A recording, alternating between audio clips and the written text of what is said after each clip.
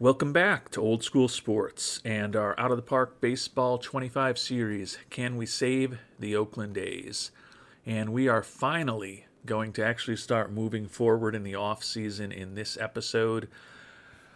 Before we do that, though, just a couple of things. We do have an opening for a bench coach in Oakland. We talked about this a couple episodes ago, and our bench coach had just retired after a nice run with us. There are some interesting candidates out there to just hire for the spot, but we're in a position where our Double-A manager, Willie Concepcion, is requesting a promotion. He's excellent with development and mechanics, average with aging, and we think he'd have an average relationship with the Oakland A's team. Unfortunately, that controlling personality would not work well with a lot of the guys that we have on the major league team. But as it turns out, our AAA manager, Scott Patton, is also looking for a promotion. And I think he's even a better fit to become our major league bench coach. Excellent with development, outstanding with mechanics, excellent with aging. And he's also legendary, outstanding, and excellent in teaching catching, infield, and outfield defense, respectively. So I think he'll be able to be a good teacher with our crew. He's going to generally fit in pretty well with his personality with the group. Only going to have average relationships, which isn't perfect, but my thought is we can keep both Patton and Concepcion, who are two managers we like in the organization, by promoting Patton to the major league team and then promoting Concepcion up to AAA. And then I think we're still going to have a real interesting pool of managers to consider for our Double-A team to replace Concepcion. So we are going to go ahead and appoint AAA manager Scott Patton as our new bench coach in Oakland. Concepcion, to make him happy and hopefully keep him around, we are going to promote him to be our AAA manager, and I'll let you know who we're going to make the offer to become our new Double-A manager. We don't have anyone else in the organization who is a manager who's demanding a promotion right now, so if we can find someone that is better than anyone in the rest of our organization to hire from the outside, we'll probably plan on doing that. And I think we've got a target for our new manager. I don't know if he's going to go for it because he's a guy who wants to be a hitting coach and currently is a hitting coach at the Double-A level. But I think that if he's interested in being a manager, he'd be a potentially good one for us. Excellent with development, legendary with mechanics, and not critical at the minor league level, but he's also excellent in terms of handling aging. We think he'll have good relationships with our Double-A players. As I noted, he is currently a hitting coach. He's done that just for the past year in Double-A for the Frisco Rough Riders. And they only hit 226, and he's only got a year left on his contract. I think it's really just a matter of how much he wants to be a hitting coach.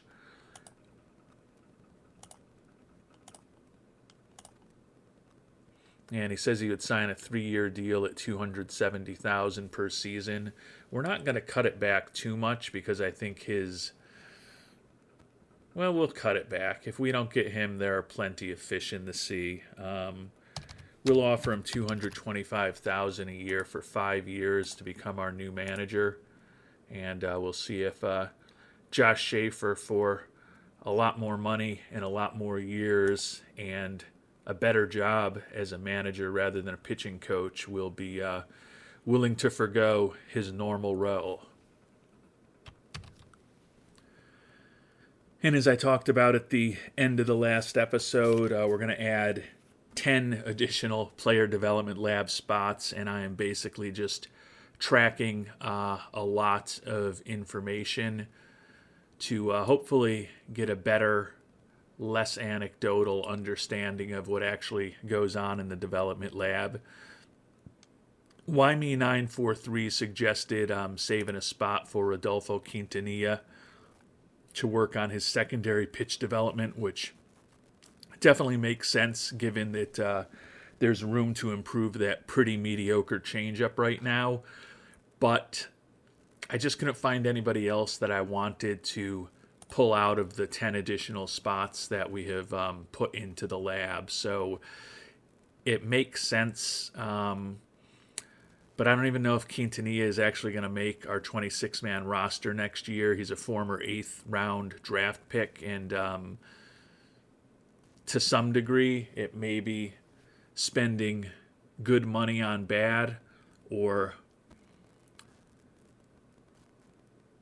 putting more money into costs that are already sunk by potentially investing more money in guys that I've used higher draft picks on. But I didn't see anyone who I obviously wanted to pull out of these last 10 spots that we put together.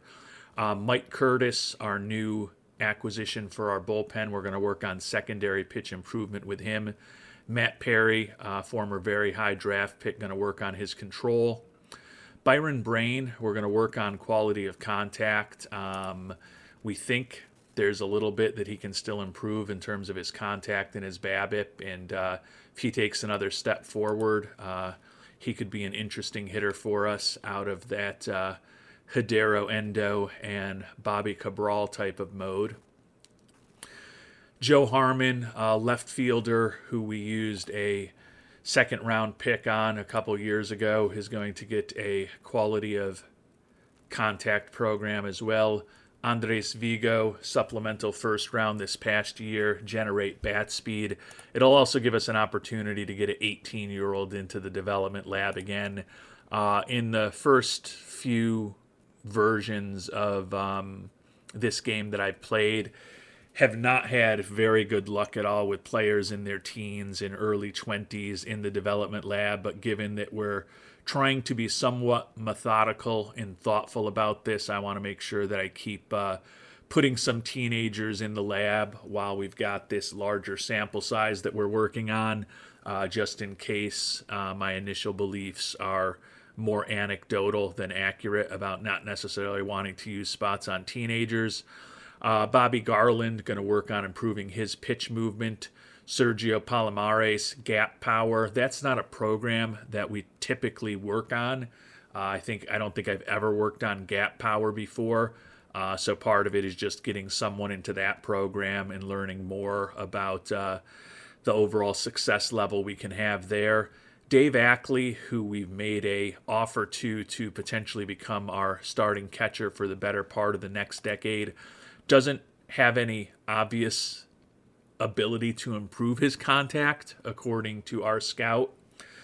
Typically in recent years, guys like that, I haven't wanted to invest a development lab spot on for obvious reasons, because I would rather do it with someone where we think there's more potential. But as I said, with Vigo as a teenager, want to get some guys in the development lab as well who it doesn't look like there's much of an opportunity for improvement, and just see what their success rate is compared to players where we think there's a bigger opportunity for improvement. Jason DeCaro working on secondary pitch improvement.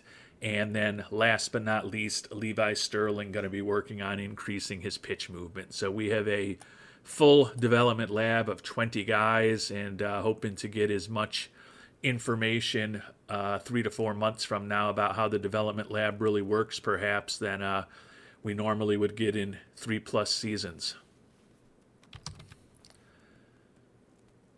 And with the trades we did last episode to bring on the pitcher Curtis, who we talked about, and even more importantly, the outfielder Brady Harris, we've improved fan interest 7 points since the start of the offseason already, from 60 to 67. I mentioned this in comments to some recent episodes. We know that we are going to be losing, or we don't know for 100% sure, but we're pretty sure that we are going to be losing Luke Little, who was our closer this past year. We picked him up in January in a trade with Houston. We kind of figured he was going to be a rental the whole time. We got a 3-point bump to fan interest when we bought Luke Little on board. If we lose more than 3 points when he leaves us, I may need to be institutionalized. I may just completely freak out. So there's something for you to potentially look forward to over the next few episodes. If Luke Little leaves and we have a 5 or 10 point decline in fan interest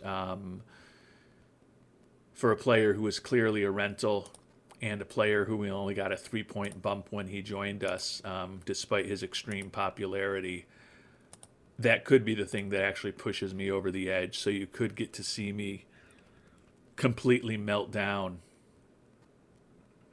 in the next few days. Hopefully it won't go down that way, though. And with that, we're finally going to start moving forward. We've got a few offers out to our arbitration-eligible players, including the recent addition Brady Harris, hoping maybe if he signs that contract, we'll get another couple points in fan interest since he is an extremely popular player, a big part of the reason we brought him on board. As we've talked about a lot in previous episodes, we think that Jake Ortega is going to be a very strong candidate for the MVP award this year, and we think that Andy Toribio is going to be a very strong candidate for the Rookie of the Year. We had the best defense in the American League once again this year, so would hope that we also potentially get a Gold Glove winner, and with guys like Ortega, Toribio, and Colt Keith having pretty strong years for us, maybe we'll get some Silver Slugger love as well over the next few weeks before we get to the beginning of free agency. And we're still waiting to hear back from our potential Double-A manager, but starting to get some contracts signed. Brady Harris did sign the 1-year deal. The fans supposedly excited about that.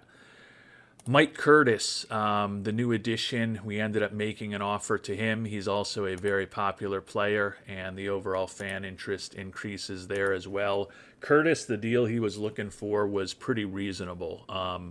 I don't think he's a great pitcher, but he is extremely popular, and maybe we got a little bit of a boost by signing him to that extension. 5 years, $15 million total with a team option for the final season. So pretty reasonable numbers for a guy that we think is going to be a pretty good right-handed reliever. And we do have his last minimum year plus all 3 arbitration years and potentially his first free agent year purchased at this point. Jamie DeVore signed an extension. I mentioned this in the last episode. This was kind of a different one. 3 years, $23 million. We're going to be paying him a little more than his expected arbitration number this year, but then that number is going to be the same next season, or the season after next, more accurately. So we'll probably save a little money there. And then if DeVore has become a true ace, we've got a team option for him for $10 million for what would be his first free agent year.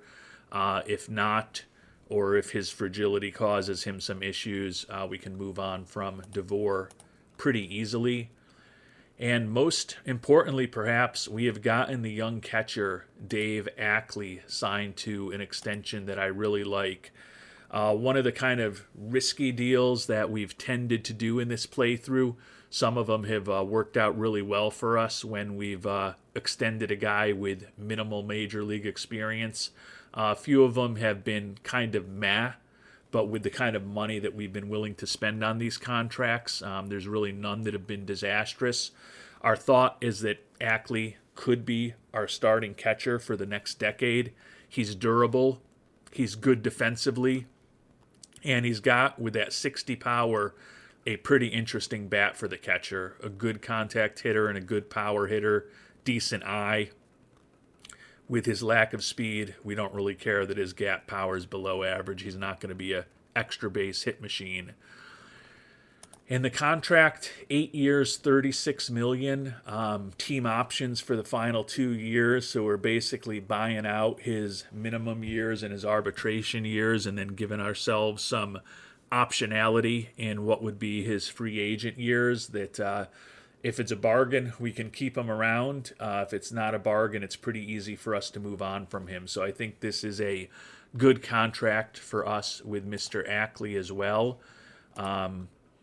His popularity is only well known at this point, but supposedly the fans liked it. So got a bunch of contracts signed. We were 67 before this, and the net result of all those contracts was one additional point in fan interest to 68, but we'll take every little piece of progress we can with the big bump in fan interest thus far, and the fact that we were selling out most of our games over the second half of the season, when we were, until right at the end of the season, one of the hottest teams in baseball. We do anticipate upping our ticket prices another dollar next year. The big question now is what type of fan interest issues will we potentially have in terms of subtractions when the likes of Luke Little, Mason Miller, Brian Ramos, and Luis Heel end up signing with someone else. But with those deals that we've already offered, we've got nobody left who's arbitration eligible. We've made offers to the minor league free agents that we want to bring back, and have already signed some of them as well. So things are moving along here in the early stages of the 2034 to 2035 offseason. And our new potential Double-A manager, Josh Schaefer, has gotten back to us, says it's the best offer he's gotten. So hopefully we'll be able to bring him on board and get our minor and major league coaching staffs complete for this upcoming season.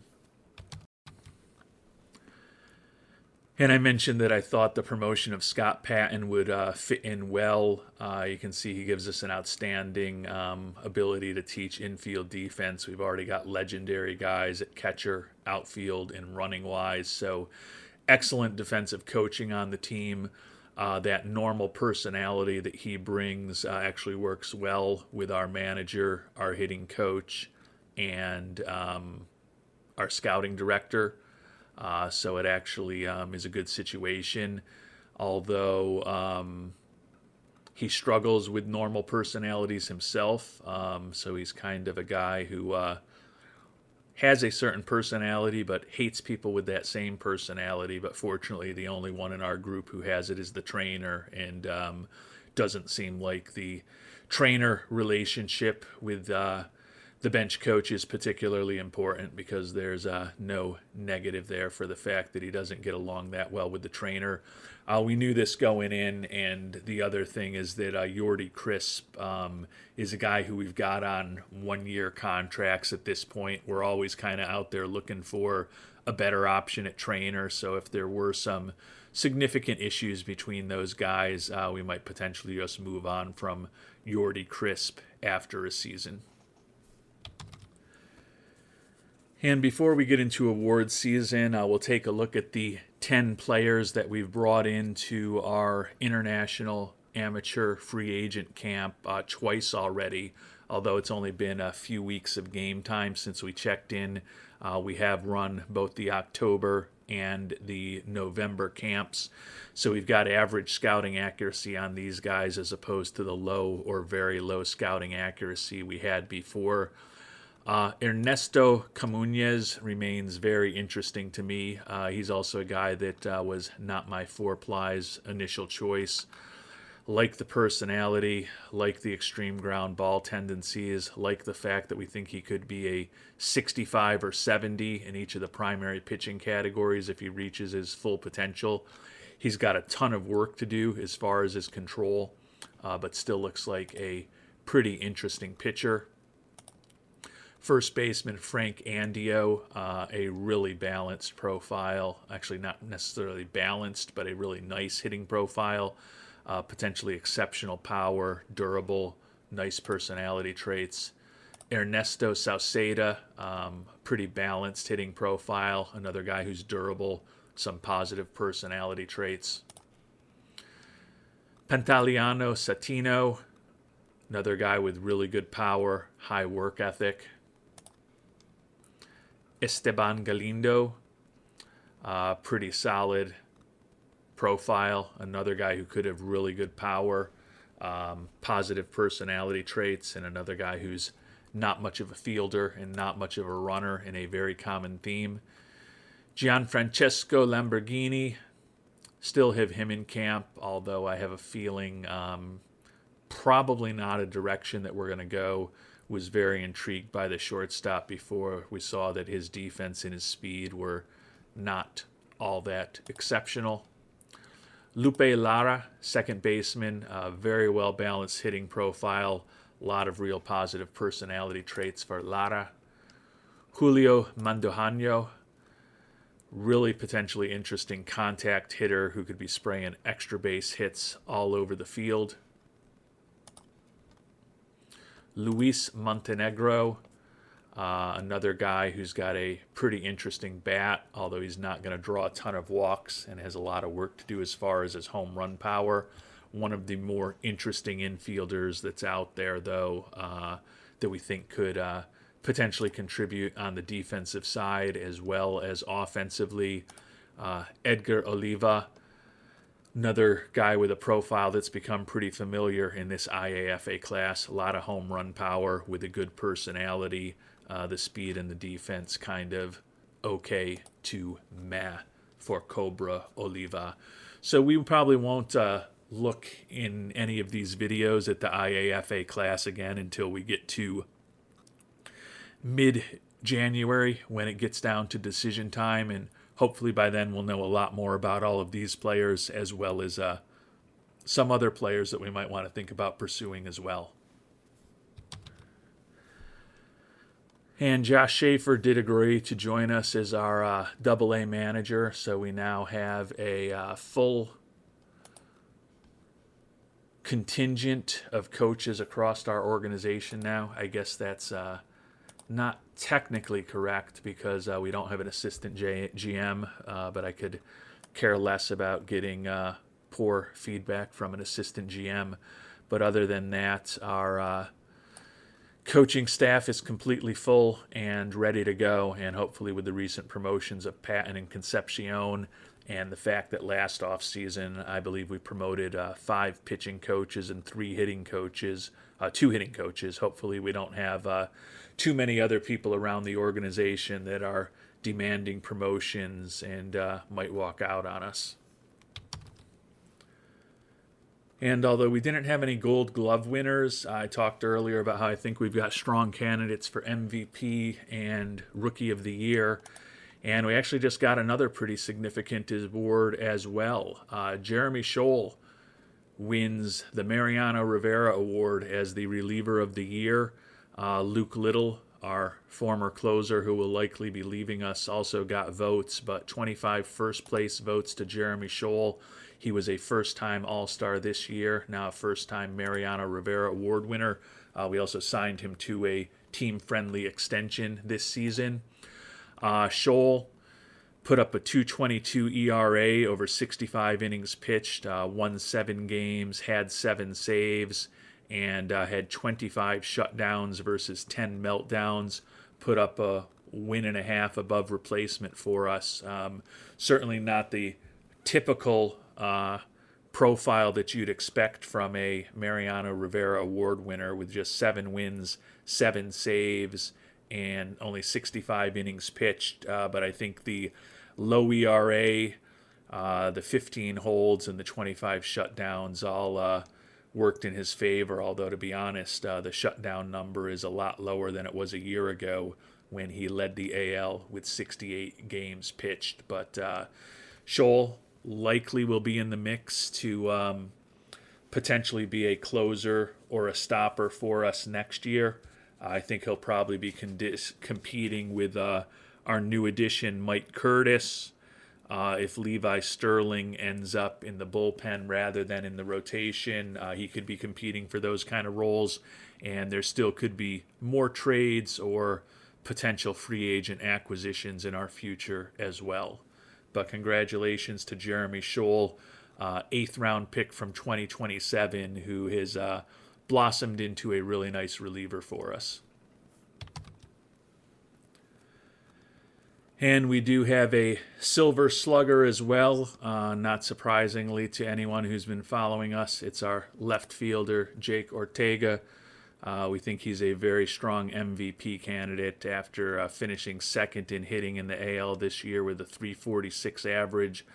Led the league with 52 doubles, also 25 homers, 105 ribbies, 34 steals, and a league best 9.5 WAR, while playing very good defensive outfield for us in both left and center field, and even occasionally in right field this year. It's actually listed as a starting position right now, even though that's where he played least of all last year. But we'll worry about the guys and the lineups and what positions they're actually playing in as we get closer to spring training in the beginning of next season.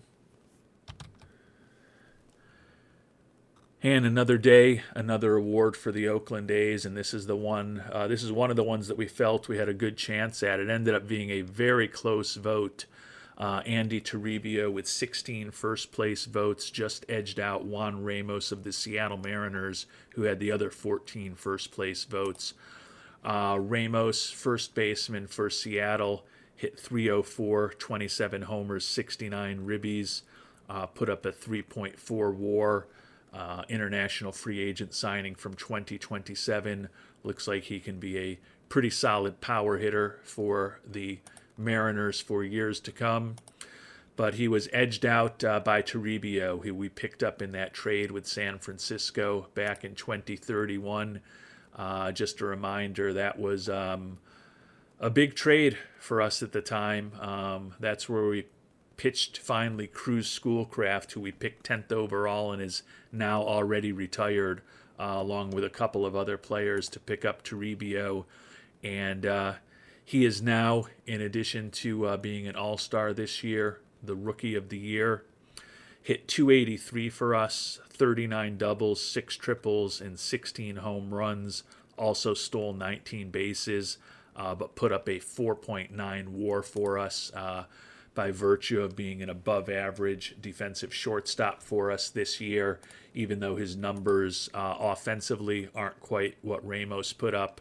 The fact that Toribio was doing it while playing shortstop, while Ramos did it while playing first baseman, was enough to convince the voters that Toribio should be your American League Rookie of the Year. Interestingly, one other thing that I'd like to mention. Jarek Braxton recently brought up the point that he didn't think that the two guys who were picked ahead of Ortega in the draft back in 2029 could be performing anywhere near to what Ortega has performed. And that's very true. But one of the guys who was picked ahead of him, Jamari Mansaray from the Toronto Blue Jays, he was the number 1 overall pick that year. One of the couple guys who was picked before Ortega. He finished third in the Rookie of the Year voting. Had a nice year, hitting 320, 15 homers, and 76 ribbies with a 1.7 WAR, while being the starting first baseman for the Blue Jays. But as nice a rookie year as Jamari Mansaray had, he finished third in his rookie season, as opposed to Ortega, who won the Rookie of the Year award. And as we've talked about, I think that in a few days there is a definite chance that Mr. Ortega will add a MVP award into his trophy cabinet as well. And the big awards have now been released. Unanimous Cy Young Award winner in the American League, Steve Genis of the Texas Rangers, 20-8 record, led the league in wins, innings pitched, strikeouts, ERA, WHIP, quality start percentage, FIP minus, and 8.4 WAR. So a pitching triple crown and a Cy Young Award for the 24-year-old of our division rival Texas Rangers. National League, also a unanimous Cy Young Award winner, Dylan Lesko of the New York Mets, combined for a 15-8 record between San Diego and the Mets, and led the National League in ERA and WHIP while putting up a 4.5 WAR. No Oakland A's received votes this year for the Cy Young Award. In the National League, since we are on a theme talking about that 2029 draft, Andrew Nardi, our former closer, got some votes, and Andres Rojas, a guy who we thought about drafting as a knuckleballer several years ago, in addition to our former reliever Kevin Kelly, all got votes. But Ishmael Carrera, who was the 9th overall selection in 2029, so he was picked a few picks after our friend Mr. Ortega was selected, and he finished second in the voting this year, 15-12 with a 3.26 ERA.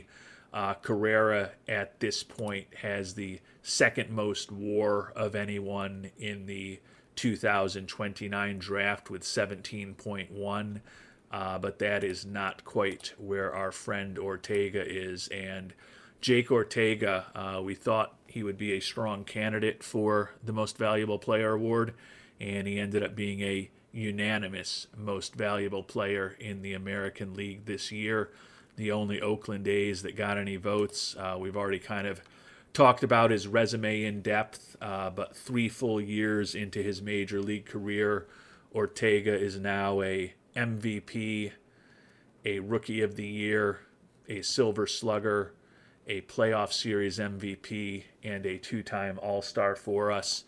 And he's put up a 20.3 WAR over his 3+ seasons in the majors. So he was the 3rd pick overall in 2029, but in what is still now relatively early stages of all of these players' careers, he's got more WAR than anybody else in his class, and he's also the only 5-star player from that draft class.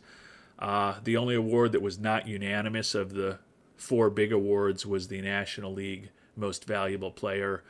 Brad Hunt of the Marlins got 26 first-place votes. All he did was lead the National League with 226 hits, a ridiculous 70 doubles, 12 triples, won his 2nd consecutive batting title, and also led the league in on-base percentage, WRC plus, and WAR.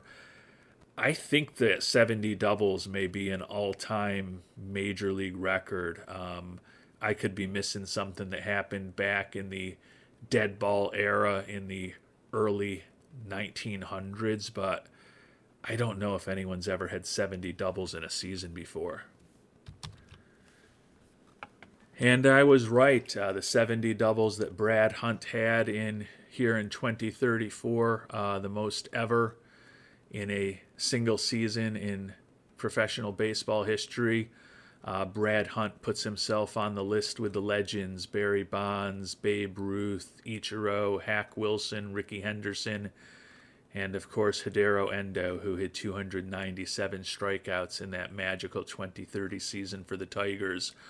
But Brad Hunt supplants Earl Webb from 1931, over a century ago, with the most doubles in a single season in Major League history this year, on his way to a National League Most Valuable Player award.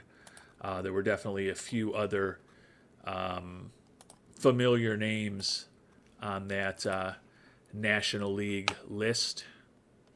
Shoji Bame of the Dodgers received some votes. He was a guy who we tried to compete financially with the Dodgers for 3 years ago when he was a free agent, and eventually we decided that the Oakland A's trying to compete financially with the Dodgers for a free agent was probably a bit of a fool's errand. And we're heading towards salary arbitration in a few days. I just want to check in on our pending free agents. Luke Little, still looking for 14.6 million a year over 4 years, especially coming off of an injury, although he is finally healthy now. I think we let him hit free agency. We've got actually now the reigning Mariano Rivera Award winner in our bullpen already.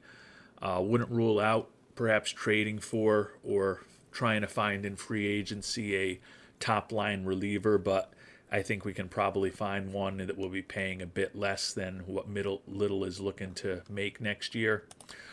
Mason Miller has definitely lost some velocity and stuff over the past few years. Only looking for a little over $4 million a year for 3 years, so he really wants to come back to Oakland.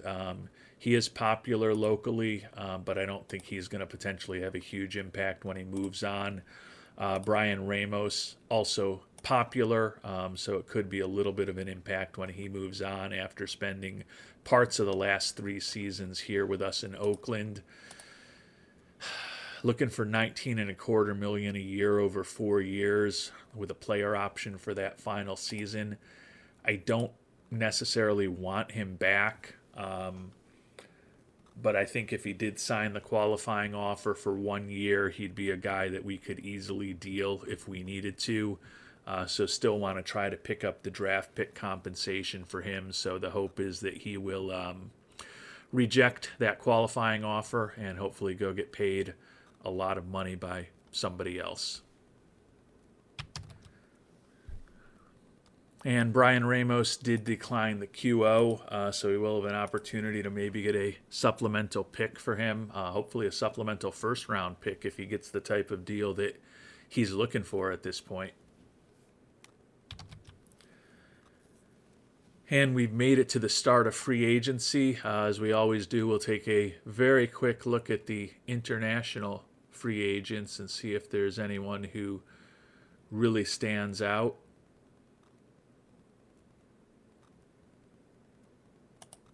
First baseman Alexis Alvarado out of Mexico. Doesn't look all that exciting to me. First baseman Sachiko Suzuki.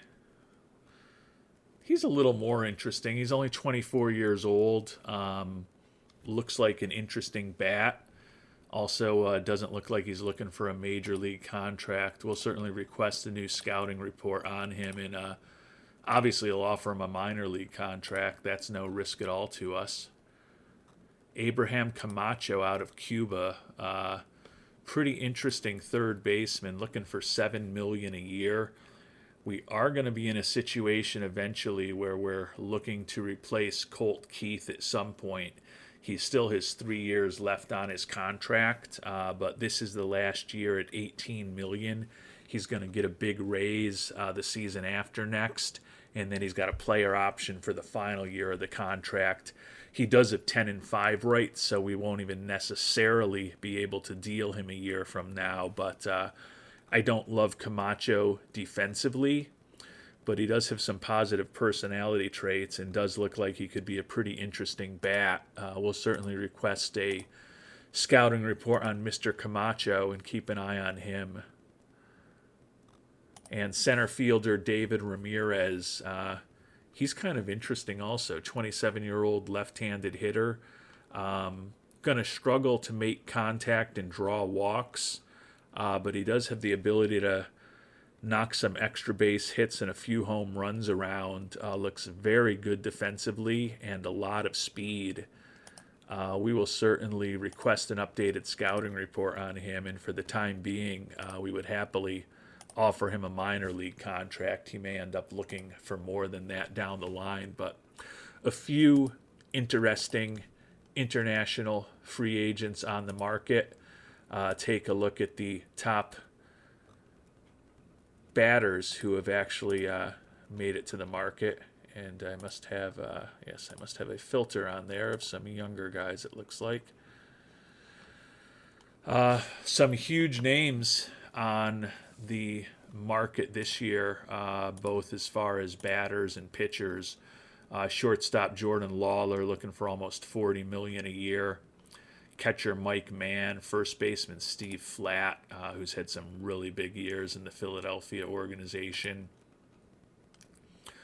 Another catcher, Leonardo Bernal, Marco Luciano, Marcelo Meyer, both of them who have regularly been on the trade block the last few years.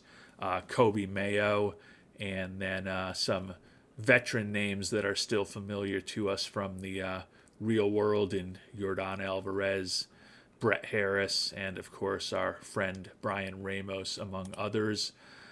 Taking a look at some of the top free agent pitchers on the market here in the 2034 to 2035 offseason.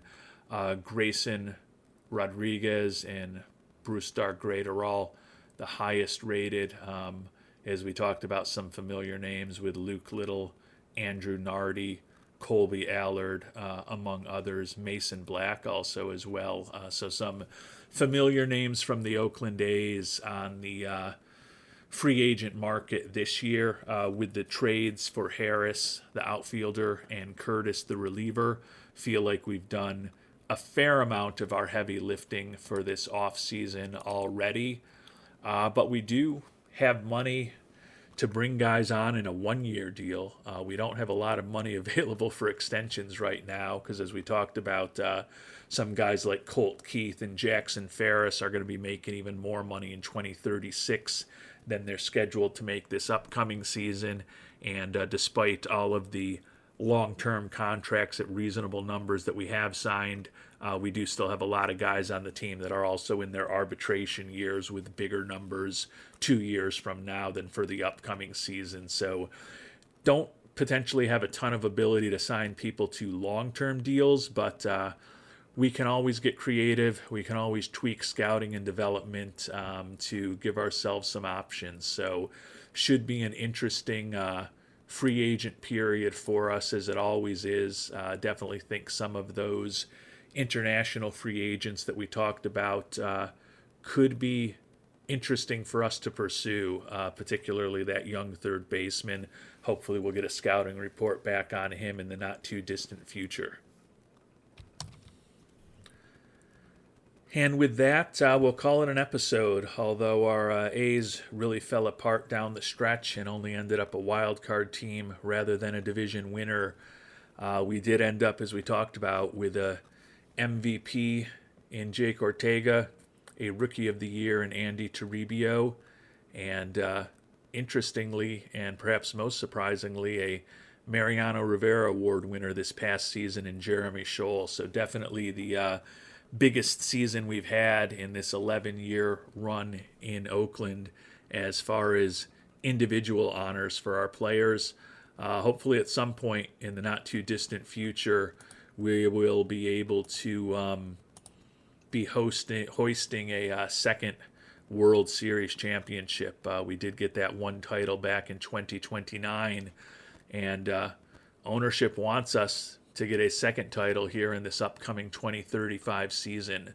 Other goals are to upgrade at second base and improve fan interest. And right now we're making some progress finally in terms of the fan interest, but we'll see with the likely departures in the coming weeks of Brian Ramos, Mason Miller, and Luke Little, how much that number ends up heading in the wrong direction. Until our next episode, thanks so much for watching, and hope you have a great day.